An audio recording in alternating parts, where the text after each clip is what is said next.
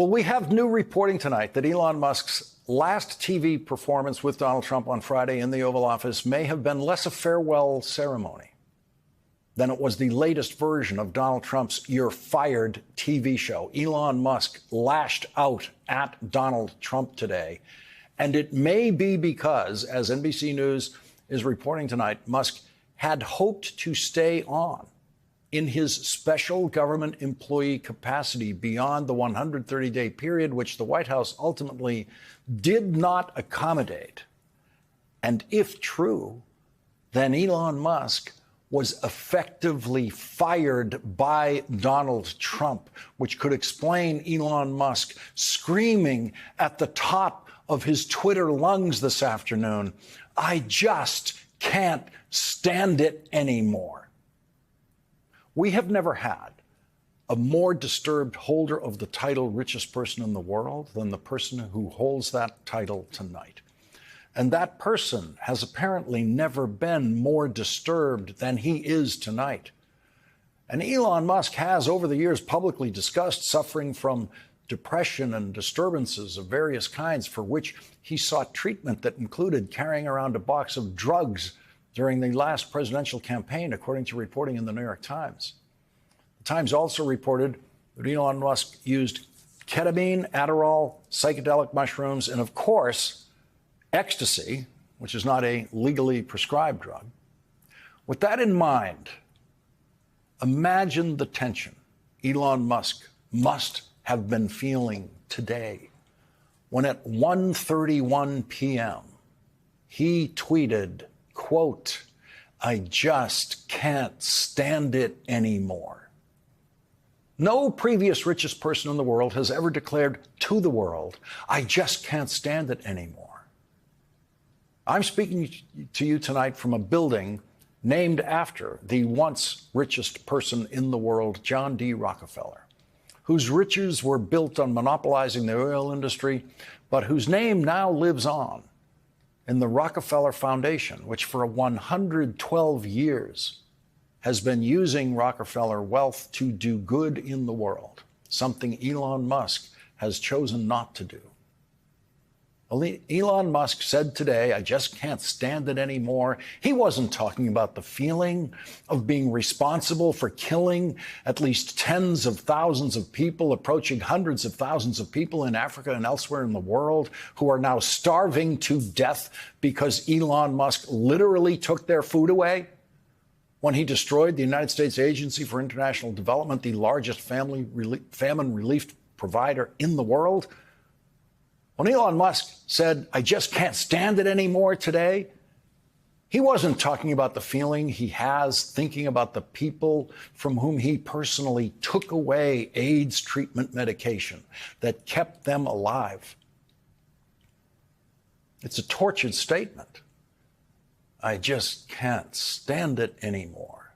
It's something that no previous richest person in the world has ever declared to the rest of the world.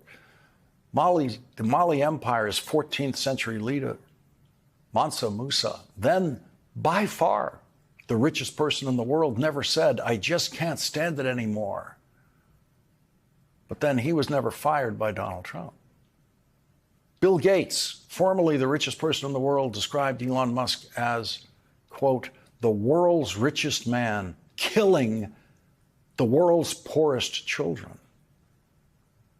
But that's not what was torturing Elon Musk. That's not what was driving him crazy. "I just can't stand it anymore." He said that. He said that because of his disappointment in Donald Trump. Elon Musk lasted exactly one business day before he exploded with, "I just can't stand it anymore."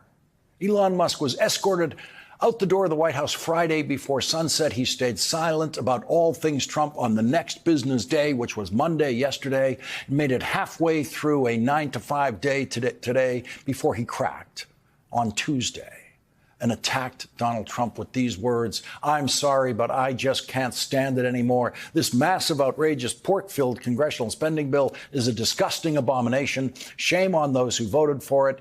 You know you did wrong. You know it. Donald Trump told them to vote for it. That means Elon Musk is calling for shame on Donald Trump and saying to Donald Trump, you know you did wrong. You know it. This was the moment that all the watchers of Elon Musk and Donald Trump have been waiting for since Elon Musk joined the Trump presidential campaign. How long could the two strangest rich people in the world stand each other? Elon Musk declared today on day 134 of the Trump presidency, I just can't stand it anymore. And in response, the explosively rageful Donald Trump said nothing. And that is how you know who Donald Trump fears in this world. If you attack Donald Trump and Donald Trump says nothing, Donald Trump's silence is the biggest expression of fear that he has. Donald Trump fears not being able to get more money from the richest person in the world. Donald Trump fears the richest person in the world turning his money against Donald Trump's candidates in Republican primary elections. And Donald Trump fears the richest person in the world convincing Republican members of the Senate and the House not to vote for Donald Trump's budget bill that Elon Musk now calls a disgusting abomination. A disgusting abomination. Semantic infiltration was a term that I only heard from the Harvard professor turned United States Senator Daniel Patrick Moynihan. He used it to describe a situation in which one side forces the other side to use its language to describe something. Rupert Murdoch did that with the title of his so-called cable news channel. It's not a news channel. It's a right-wing propaganda channel. But Rupert Murdoch called it Fox News. The second word of that title is a lie.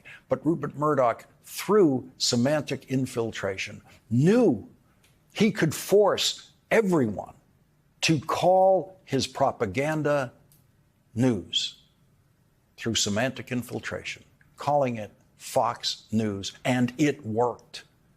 And it usually does. There's another cable news network that claims to be objective in every way that has been calling the Trump Republican budget bill routinely the big, beautiful bill. And that is successful. Trump semantic infiltration into that network to force them to use his words, to call the cruelest piece of legislation of the 21st century beautiful. The Democrats have countered, calling it a big, ugly bill, and now the Democrats have another choice.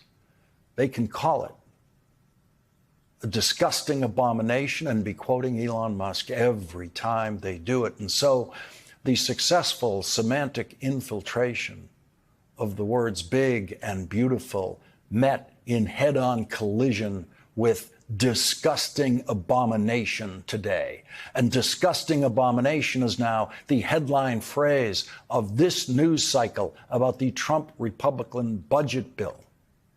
4 minutes after tweeting, I just can't stand it anymore, Elon Musk followed that up with, it will massively increase the already gigantic budget deficit to $2.5 trillion and burden American citizens with crushingly unsustainable debt. That is exactly what Democrats have been saying since the day Donald Trump and Republicans started talking about their budget bill.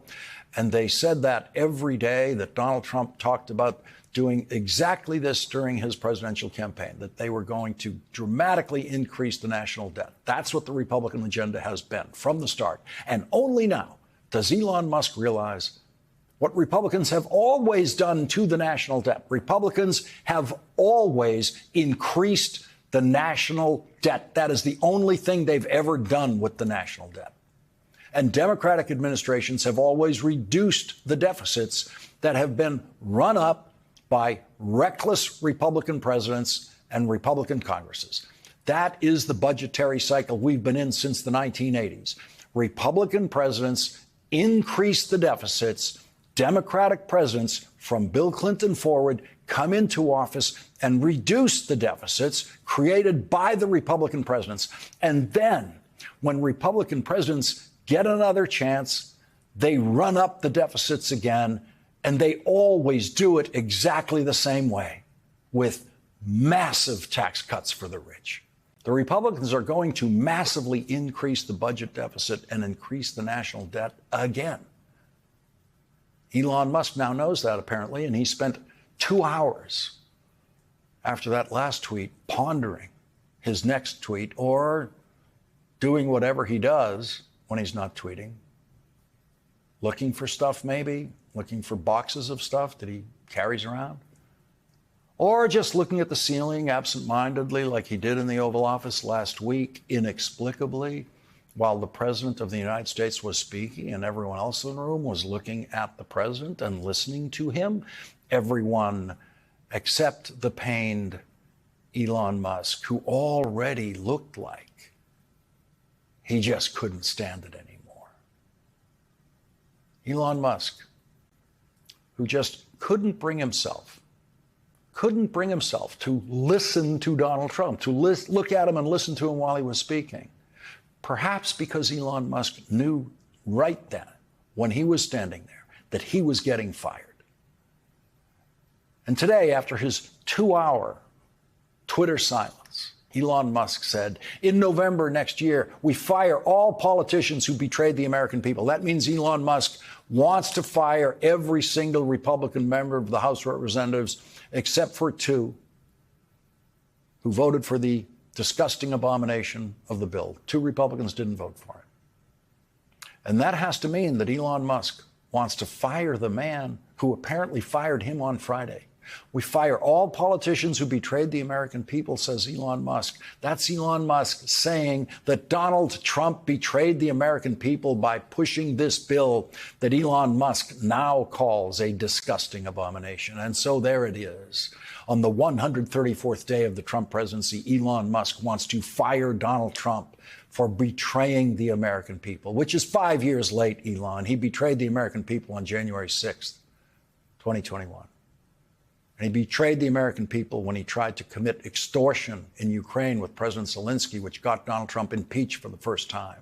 And Donald Trump betrayed the American people by putting Elon Musk in charge of destroying the American government as we know it for as much as he possibly could for 130 days. The unelected Elon Musk, the richest person in the world, assigned by Donald Trump to take the food away from the mouths of the poorest people in the world, assigned by Donald Trump to be responsible, as Bill Gates said, for killing the poorest children in the world. And so Elon Musk's version of Donald Trump betraying the American people is the purely self-interested Musk version of Donald Trump betraying the American people. Mike Johnson, who was perfectly cast in the daily Republican psychodrama of the House of Representatives to play the guy who is obviously really in over his head, turned in another in over his head performance today. What do you say to Elon Musk, who just called your bill a disgusting abomination? Yeah, let me say this. It's very disappointing. Okay, I've come to consider Elon a good friend. He's obviously a very intelligent person, and he's done a lot of great work. But with all due respect, my friend Elon is terribly wrong about the one big beautiful bill. We had a long conversation yesterday. He and I spoke for, I think, more than 20 minutes on the telephone, and I extolled all the virtues of the bill. And he seemed to understand that. We had a very friendly conversation about it. So the in over his head guy spoke to the most disturbed, richest person in the world in history for 20 minutes yesterday, thinking, hey, problem solved.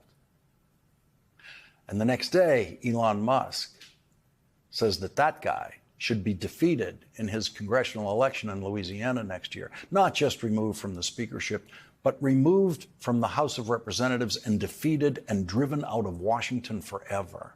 In November next year, we fire all politicians who betrayed the American people. He means Mike Johnson, the Republican Speaker of the House, betrayed the American people. And all the other Republican members of the House who voted for that bill betrayed the American people. If you're a Republican senator tonight, you're in a position to stop this bill in its tracks and do it for the richest person in the world. And if you don't, you will be taking the gamble that Elon Musk will be funding your opponent in your reelection campaign to the Senate next year. The mild-mannered and capable Republican Senate Majority Leader John Thune now has absolutely no idea how to defend his Republican senators running for re-election against campaign attacks from Elon Musk. And John Thune's Republican members of the Senate know that John Thune cannot defend them. Are you concerned that he could help tank this bill and whip members against it? Did Well, they listen to him or they listen to you? Well, my hope is that as he has an opportunity to further assess what this bill actually does, that he'll come to a different conclusion. But nevertheless, I mean, we have a job to do.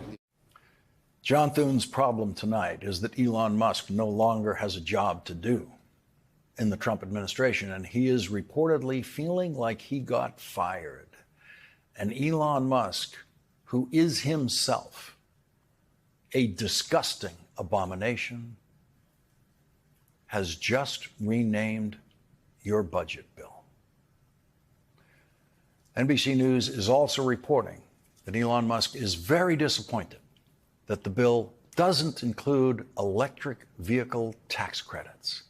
Those tax credits, championed by Democrats, now being repealed by Republicans, have been very important to making Elon Musk the richest person in the world. And so Elon Musk is happy to run up the budget deficit as long as we're doing it in a way that makes more money for him, like the electric vehicle tax credits. Elon Musk is the abomination that the Republicans in the Senate and the House and that Donald Trump deserve.